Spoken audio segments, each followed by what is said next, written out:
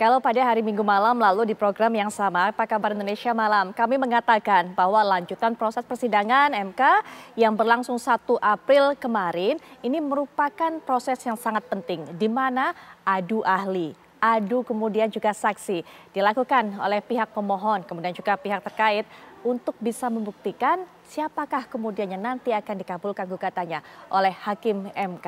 Ini kita bisa bilang adu sakti. Nah, mulai hari kemarin, hari Senin kemarin, kita sudah mendengarkan jajaran saksi, jajaran ahli yang dikeluarkan pasangan 01, pasangan 03 juga. Selama 2 hari ini, mereka memberikan keterangan, kesaksian menurut pandangan mereka mengenai proses pemilu yang berjalan.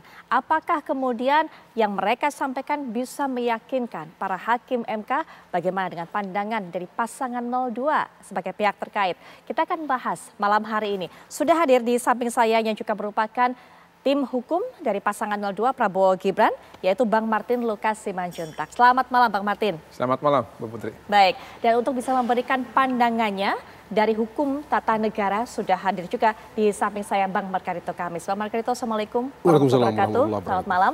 Sudah terhubung juga pakar hukum tata negara lainnya yang juga akan memperkaya pandangan ataupun sudut pandang kita melihat proses persidangan yang sudah berlangsung, mendengarkan keterangan saksi ahli ini selama 2 hari, kemarin dan juga hari ini, yaitu Prof. Denny Indrayana sudah bergabung. Assalamualaikum warahmatullahi wabarakatuh. Selamat malam Prof. Waalaikumsalam warahmatullahi wabarakatuh. Selamat malam semuanya. Baik, kita tinggal menantikan kehadiran yang juga nanti akan lewat daring, yaitu kuasa hukum atau perwakilan kuasa hukum dari tim Ganjar Mahfud pasangan 03 Pak Sira Prayuna. Kami sudah sajikan tadi sedikit cuplikannya. Bang Martin, bisa langsung saja kita akan mulai dengan memberikan penilaian. Sudah mendengarkan apa yang disampaikan oleh saksi, ahli dari pasangan 03 pada hari ini. Bagaimana penilaiannya? Ya, yang pertama begini, karena sengketa Pilpres ini kan hasil yang diperiksaannya diadili ya. Nah, dari yang kita amati hari ini, baik ahli maupun saksi-saksi yang dihadapkan ke depan persidangan dan diperiksa ini, menurut pendapat kami dan tim, ini tidak cukup untuk membuktikan dalil yang ada di posita dari pemohon 02, pemohon nomor 2 maksudnya ya. Dari saksi fakta juga mereka itu kan bawa ada sekitar 11. Dan representasi dari kehadiran saksi itu tidak cukup menurut hemat kami untuk membuktikan adanya setidaknya selisih 9% lah. Kita jangan berbicara selisih dengan suara pasangan Ganjar Mahfud lah. Kalau itu kan udah seperti langit dan bumi ya.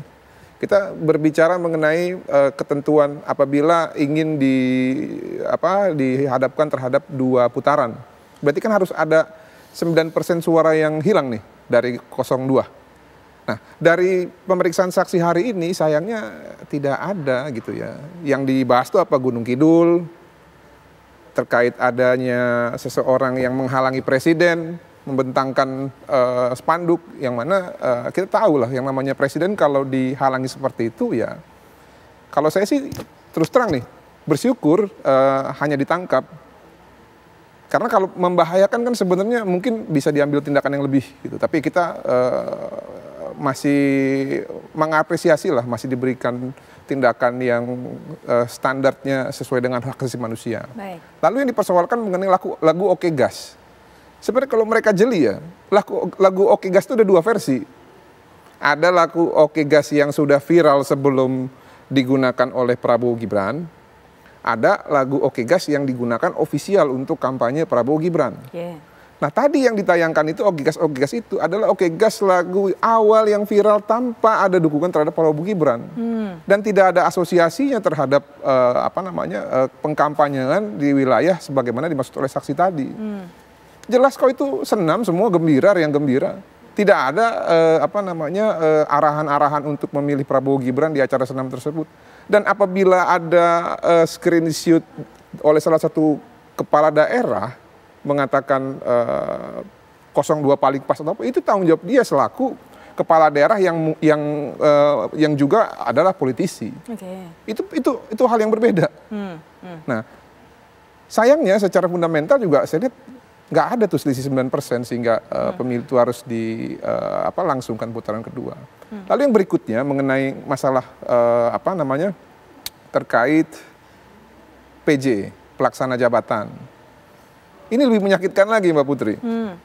Coba nanti lihat ya di daerah Sulawesi Utara, di kota Manado, di Kabupaten Bandung, di Cirebon, di Ponorogo, di Surabaya, dan di daerah lain yang sudah kami siapkan datanya. Itu semua kepala daerah definitif dari partai-partai di luar dari Partai Koalisi Indonesia Maju. Menang nggak mereka melawan Prabowo Gibran? Kalah juga. Jadi kalau kita dalil-dalilkan mengenai pelaksana jabatan sebagai penentu kemenangan Prabowo Gibran, enggak. Di daerah mereka sebagai kepala daerah pun mereka kalah. Di Bali juga banyak itu. Yang mereka kalah, kepala daerahnya itu merupakan kader PDI Perjuangan. Jadi ini mengembangkan kehendak rakyat. Apalagi? Oke, baik. Itu saja sih kalau dari saya. Baik, itu penilaian ataupun juga pandangan dari kuasa hukum pasangan 02. Prof. Denny, kalau melihat pandangan dari Bang Martin, artinya memang tidak cukup meyakinkan para saksi, para ahli ini yang diajukan oleh pasangan 03 pada hari ini. Menurut pengamatan dari Prof. Denny seperti apa?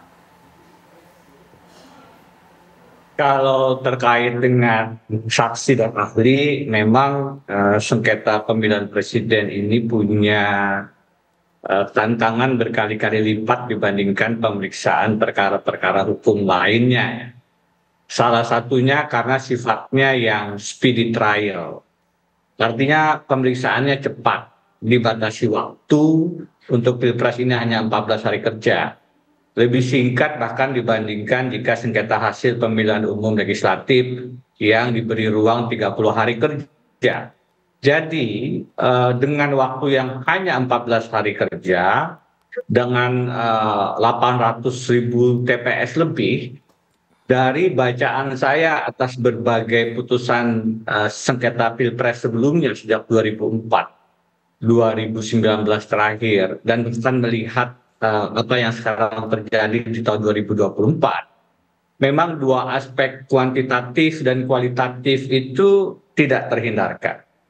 Di 2019 misalnya, meskipun Undang-Undang 7 2017 sudah memberikan kewenangan untuk menyelesaikan pelanggaran TSM yang diserahkan kepada Bawaslu, tapi dalam pertimbangan putusan MK, yang kebetulan kami sendiri adalah kuasa hukum Prabowo Sandi saat itu, kami menyimak bagaimana putusan MK, dikatakan memang sengketa TSM yang kualitatif itu diberikan kepada Bawaslu. Tetapi jika Bawaslu tidak melaksanakan tugasnya dan jika ada persoalan-persoalan konstitusionalitas, maka memang diambil alih oleh Mahkamah. Jadi dalam putusan-putusan 2004 sangat jelas, karena di situ belum ada Undang-Undang 7 2017.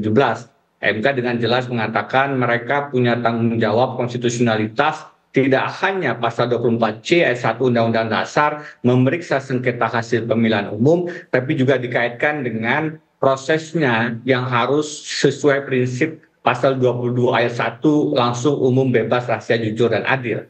Nah, dalam konteks Pilpres 2024 sebenarnya nuansanya tidak berbeda ya. Pertama tentu ada sengketa angka, ada sengketa yang terkait dengan kualitatif, dan ini sangat sulit pasti dibuktikan karena rentang suaranya memang sangat jauh.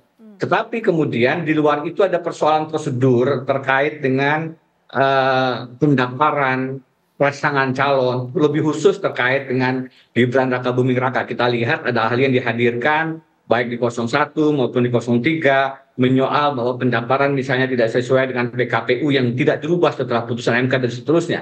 Itu terkait dengan kandidasi, proses yang dianggap problematik. Yang ketiga masih terkait pelanggaran TSM, kita lihat keterangan-keterangan tentang bantuan sosial. Dan ini menarik, kenapa? Karena kemudian hari Jumat, berbeda dengan sidang-sidang MK sebelumnya, MK memutuskan untuk memanggil menteri. Ada 4 menteri yang akan didengarkan keterangannya. Mengapa ini menarik? Karena di tahun-tahun sebelumnya, di Pilpres sebelumnya, permintaan semacam itu bukan tidak ada.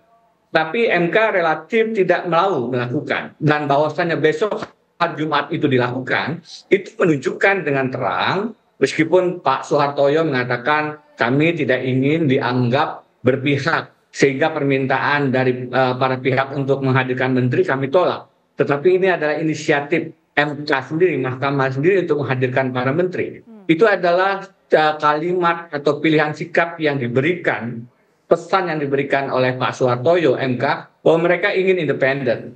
Mereka ingin persidangan ini, kalaupun memanggil menteri, itu adalah karena mahkamah yang butuh keterangan menteri. Tetapi dari situ saja sudah kelihatan bahwa mahkamah tidak saja bicara tentang suara, hasil, tetapi juga tentang kualitas, tentang prosesnya. Apakah ada problem dengan bantuan sosial? Baik. Yang keempat, yang sering saya baca dan saya lihat dan di persidangan juga muncul adalah apa yang disebut dengan apakah konstitusional posisi Presiden Jokowi. Apakah cawe-cawe itu mempengaruhi proses dan kemudian bisa menyebabkan kemenangan salah satu pasangan calon? Akankah kelihatannya mendengarkan keterangan ahli dan saksi yang sekarang dihadirkan dengan maksud memperjelas paling tidak empat hal itu? Tentu ada hal-hal lain yang muncul.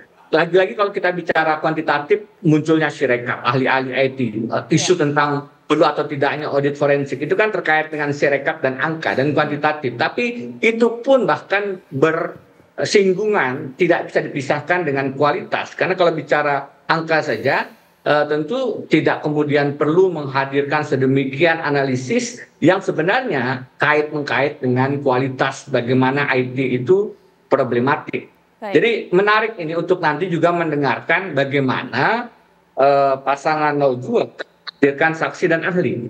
Memang kalau kita bicara saksi dalam artian suap, saya